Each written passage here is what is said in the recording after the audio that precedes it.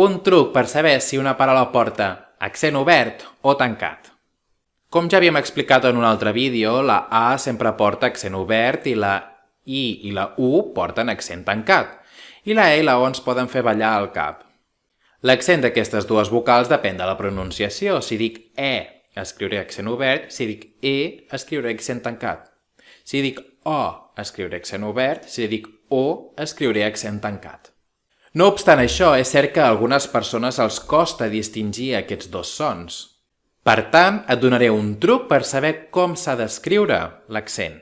En paraules esdrúixoles, la E i la O sempre porten accent obert, excepte aquestes paraules. Escrivim E amb accent tancat a les paraules església, ferèstega, llémena i tèmpora. Mentre que escrivim la O amb accent tancat a foròncol, tòmbola, tórtora i pólvora. Així que si trobes una paraula esdrúixola i porta accent sobre la E i la O i no és cap d'aquestes paraules que acabem de veure, automàticament escriu l'accent obert. Per exemple, ciència, idèntica, monòtona o història.